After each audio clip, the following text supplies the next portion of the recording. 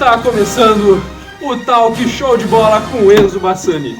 E hoje, o nosso convidado é um político e sociólogo brasileiro. Foi deputado pelo PT e ganhou o prêmio Jabuti com seu livro, eu não lembro o nome, Corpo e Alma do Brasil. O nosso convidado é... Florestan Fernandes. O outro, cara. Pegadinha, pô, pegadinha. Somebody once told me the world is gonna roll me. I ain't the sharpest tool in the Então, esse é o shed. Florestan She was Fernandes. looking kinda dumb with her Seja finger. bem-vindo. Muito obrigado. Então, Florestan, eu quero que você inicie o programa falando um pouco sobre você, cara. Começa falando assim, desde a sua infância. Ok. Então, eu sou filho de mãe solteira. Minha mãe, ela trabalhava no ofício de empregada doméstica em São Paulo. E devido à nossa situação financeira, desde cedo eu tive que ajudá-la nas finanças da nossa casa. Então, eu iniciei jovem, já trabalhando como ajudante de barbeiro. Posteriormente, também trabalhei como engraxate. O cara é muito funcional, né, velho? Exatamente. E desde muito jovem eu sempre gostei muito de estudar. E na década de 40 eu iniciei meus estudos na Universidade de São Paulo, na USP. Ingressei nas ciências sociais e foi essa área que me chamou muita atenção e até hoje sigo carreira como sociólogo e acredito que fiz a escolha correta. Então, eu vi que no final da faculdade você já tinha começado a preparar um dos seus estudos e até estudar algumas das coisas que futuramente você ia publicar e que iam te trazer esse sucesso que você tem hoje, cara. Eu queria que você me dissesse o que você também estava estudando naquela época. Sim, exatamente. Então, após terminar minha graduação na USP, eu ingressei na Escola Livre de Sociologia e Política, na qual eu me formei. E após terminar meu mestrado, eu fiz o meu doutorado na USP também. Em ambas, eu pesquisei sobre a cultura indígena. Pesquisei sobre, principalmente dando destaque para a tribo Tupinambás, a qual foi de extrema importância para entender a etimologia da sociedade brasileira. Esses povos que estão enraizados, estão na raiz da construção da nossa sociedade atual.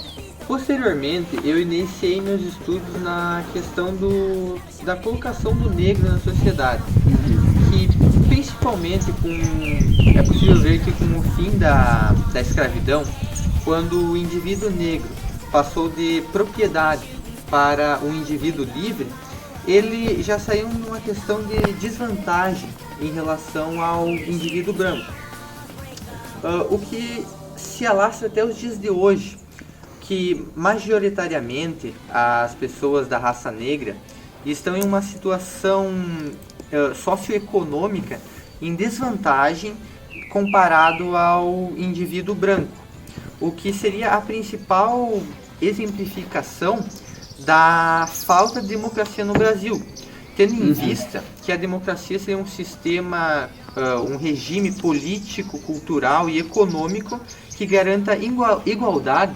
entre todos os indivíduos.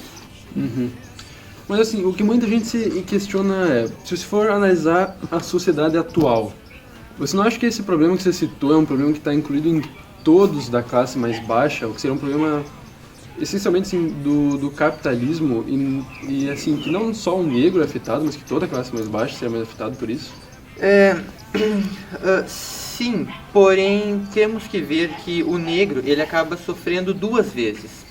Primeiro, o negro tem a questão social, mas ele também tem o agravante da discriminação, devido a toda essa questão histórica, desde o período da escravidão, que é possível observar que ele vai ter essa desvantagem na sociedade atual, que, por exemplo, é muito mais fácil para um indivíduo branco conseguir um emprego, conseguir um aumento no emprego que ele já está, uma promoção. O reconhecimento social no geral é mais fácil para o branco. Exatamente. Então, o indivíduo negro, ele vai ter esse agravante da discriminação, no qual ele acaba sofrendo duas vezes em comparação ao indivíduo branco. Entendi. Então, uma outra coisa que a gente vê bem presente nos seus livros é a sua defesa pela educação. Você fala que ela tem que ser laica, que ela tem que ser pública, que todo mundo tem que ter acesso e que isso é essencial numa sociedade democrática. Queria que você falasse um pouco sobre essa questão. Exatamente. A educação é a base para uma formação de uma sociedade mais democrática. Principalmente, isso se torna essencial, que ela seja pública e que ela seja gratuita, assim alcançando todos os públicos.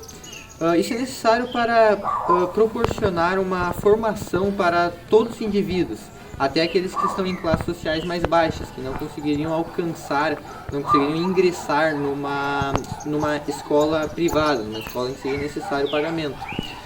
E assim isso garantiria a formação do indivíduo para poder participar da sociedade, tanto na questão política, quanto na questão cultural e também na sua questão econômica, ingressando no mercado de trabalho. E também defendo muito que o sistema de educação ele seja libertador e principalmente que não se tenha na sala de aula uma autoridade por parte do professor, mas sim uma questão mais flexível entre o aprendizado que o professor vai passar para o aluno e o questionamento por parte do aluno, ou até mesmo de trazer suas próprias ideias para a sala de aula. É bem interessante, né? Porque a educação, então, ela não só é um direito, algo muito importante para a formação do indivíduo, como também pode ajudar da classe econômica, poder ajudar os mais pobres a conseguir ter uma ascendência econômica. Então, tendo tudo isso em vista, eu queria que você comentasse, o que você diria para alguém que hoje defende ou defendeu o corte de verbas na educação que a gente teve recentemente? Isso é um grande problema, que seria uma falta de informação, uma desinformação por parte desse indivíduo que está vendo a educação apenas como um gasto e não vê ela como ela realmente é, que seria um investimento para uma formação cultural e também de profissionais mais qualificados na sociedade brasileira. E ela seria então um investimento que a longo prazo traria muitos mais benefícios na questão tecnológica, de pesquisas, inovação para o Brasil, do que gastos propriamente dito. Então, resumidamente, isso aqui até consegue aliviar um pouco o problema econômico agora, mas no longo prazo seria algo muito prejudicial para a economia. Exatamente, extremamente prejudicial. Essa é uma visão muito obscura que foca simplesmente no agora e no corte de gastos. Planejamento nenhum a longo prazo. Planejamento nenhum, exatamente. Então, agora numa última sessão, finalizando a tua participação no programa, eu queria que você comentasse um pouco da tua participação na tua vida política no Brasil. Bom, então após eu terminar meu doutorado na USP, eu comecei a dar aula nessa mesma instituição, virei professor da USP por um determinado tempo, até que quando se iniciou o regime ditatorial instaurado pelos militares, eu tive que sair do Brasil por um determinado período, e foi no exterior que eu continuei dando aula por um determinado tempo. Com o fim da ditadura, eu voltei para o Brasil e foi aí que eu ingressei na política. Eu me afiliei ao Partido dos Trabalhadores, o PT, no qual eu fui deputado pelo Estado de São Paulo. E foi aí que eu segui minha carreira política, até que em 1995 eu vim a falecer.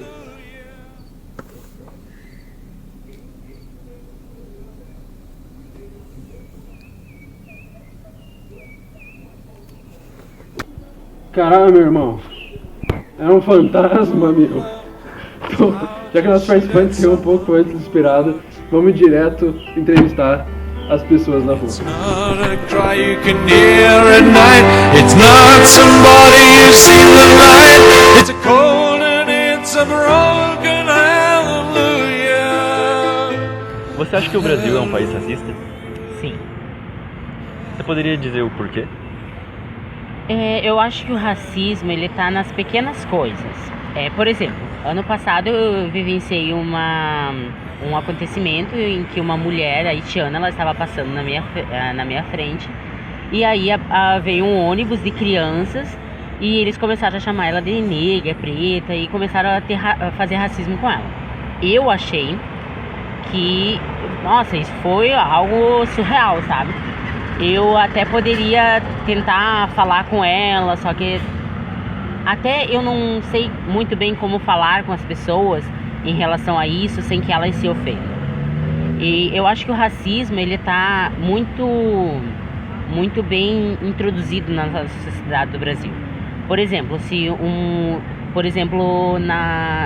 em questão de trabalho, uma pessoa branca e uma pessoa negra.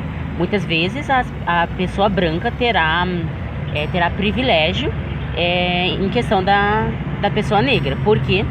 Porque o racismo dita isso, de que as mulheres brancas, as mulheres privilegiadas, elas vão ser mais aceitas pelo mercado de trabalho e pelos clientes que talvez possa ter no comércio, etc. Ok. Muito obrigado. De nada. Vocês acham o Brasil um país racista? Eu acho. Eu também acho. Muito assim. Vocês poderiam dizer o porquê dessa resposta? Eu acho assim porque a pessoa vê a cor do cara, ao invés da pessoa julgar pelo conteúdo que o cara tem, a pessoa julga pela capa, entendeu? Que isso daí primeiramente não deveria ter, porque às vezes se vê uma pessoa lá do outro lado, ela é trabalhadora, tudo, só porque tá com uma roupa mais velha que a outra, o que é tipo diferente. Então eu acho assim que não deveria ser, entendeu? Só algo que você presencia no seu dia a dia? É, isso daí. Você tem mais alguma coisa que vocês podem dizer? Na verdade, todo mundo é igual, né, mano? Não tem por que a pessoa querer jogar um branco e um preto, sendo que todo mundo é carne, osso, sangue, né? Todo mundo tem sentimento diferente, né? Tem ideia diferente. Às vezes as pessoas julgam mais pela ideia da pessoa, entendeu? Não pelo que a pessoa é, né? Entendeu? Sei. É isso aí que tem, pai. Valeu. Beleza? Você acha que o Brasil é um país racista? Com certeza que o Brasil é um país racista por causa que eles fazem as diferenças entre qualidades das pessoas que moram no país. Não existe sexo e não existe diferença social. Eu acho que todas as pessoas são iguais, só que um olha diferente para o outro. Então eu acho assim que isso já é um racionalismo, né? Muito obrigado pela contribuição. Oi. Oi. Você acha que o Brasil é um país racista? Sim, Você poderia me dizer o porquê de você achar isso? porque se acontece alguma coisa, como se alguém foi assaltado, ele já vem fala que foi um preto que assaltou. E isso me incomoda porque meu namorado é preto e a minha mãe também. Então isso eu acho que é uma ação muito, sim, sabe? Muito racista de todo mundo. Por que num branco não pode ter assaltado? Isso é algo recorrente que acontece com você ou algo que você vê presente? Não, de ser assaltada não, mas a gente escuta piadinha interna de pessoas que a gente conhece sobre gente morena. E a gente não gosta, né? Porque a gente tem gente na família. Sim. Ok, era isso então.